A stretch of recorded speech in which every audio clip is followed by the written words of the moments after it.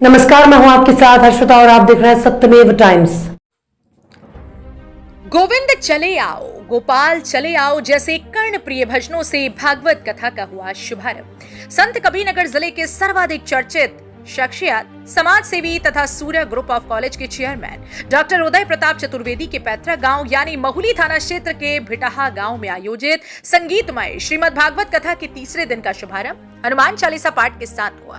कथा आयोजक डॉक्टर उदय प्रताप चतुर्वेदी के साथ कथा की मुख्य यजमान यानी उनकी माता श्रीमती चंद्रावती देवी के साथ उनके भाई राकेश चतुर्वेदी, रत्नेश चतुर्वेदी और परिवार के सभी सदस्यों ने भगवान की आरती के साथ साथ कथावाचक का आशीर्वाद लेते हुए कथावाचक को जहां अंग वस्त्र के साथ दान दक्षिणा दी, वहीं अन्य आचार्य ब्राह्मणों को अंग वस्त्र और दान दक्षिणा दी।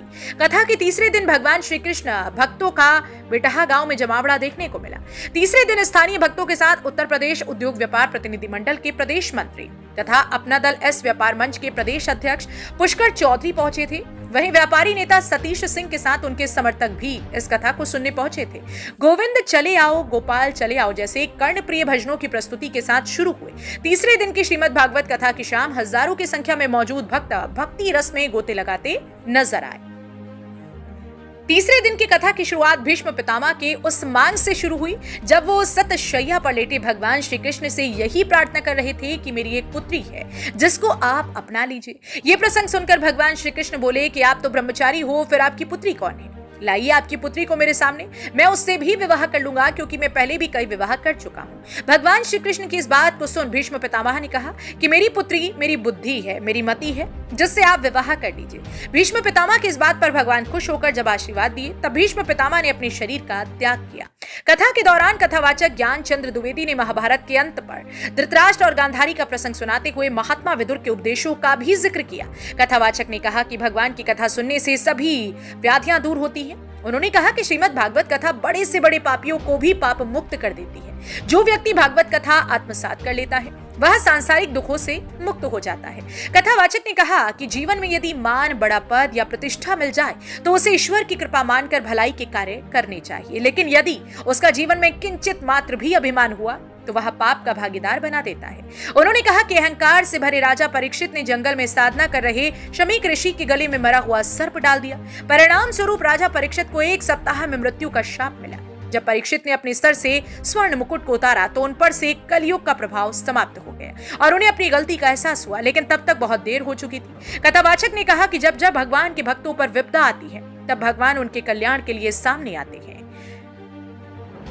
परीक्षित को भवसागर से पार लगाने के लिए भगवान शुकदेव के रूप में प्रकट हो गए और श्रीमद् भागवत कथा सुनाकर परीक्षित को अपने चरणों में स्थान प्रदान किया। उन्होंने महाभारत के कई प्रसंग भी सुनाए। कर्ण और भगवान श्री कृष्ण के बीच संवाद को बताते हुए उन्होंने कहा कि युद्ध के दौरान जब कर्ण की भगवान कृष्ण से चर्चा हुई तो कर्ण ने कहा कि मृत्यु के बाद ऐसी जगह मेरा दाह संस्कार हो जहां आज तक किसी का नहीं हुआ। भगवान ने उनकी मृत्यु के बाद कर्ण का अंतिम संस्कार अपने हाथों से किया।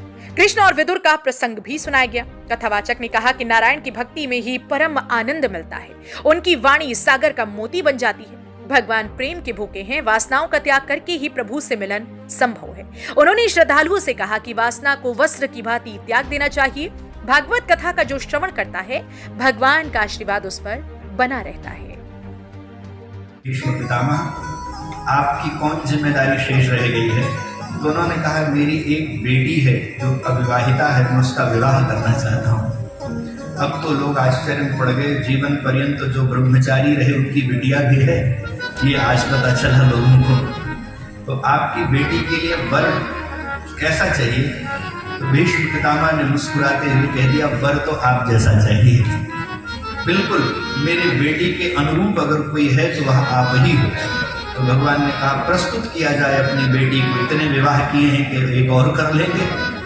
तो उन्होंने अपनी बेटी का नाम क्या बताया पता है? इतिमति रूप कल्पिता वितृष्णा, ये मेरी बुद्धि ही मेरी बेटी है।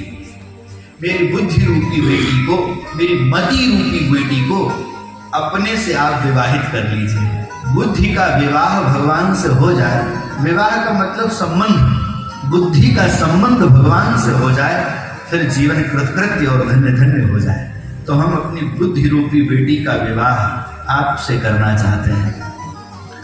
अब कल भी हम लोगों ने कुछ चर्चा की थी भगवान की युद्धकालीन छवि का उन्होंने वर्णन किया है। भगवान के शील स्वभाव और भक्त पक्षपात का उन्होंने वर्णन किया है। और दक्षिणायन से उत्तरायण हो गया था। भगवत नाम संकीर्तन करते हुए, भगवत दर्शन करते हुए भीष्म पितामह ने अपने शरीर का परित्याग कर दिया और उनके शरीर से दिव्य ज्योति निकली भगवान में जाकर के समाविष्ट हो गई। इसके बाद पांडवों ने उनकी उत्तर क्रिया की है। उत्तर क्रिया मतलब संस्कार इत्यादि किए। श्रोताओं, युधिष्ठिर का राज्याभिषेक हुआ है और भगवान श्री कृष्ण द्वारिका के लिए प्रस्थान करते हैं।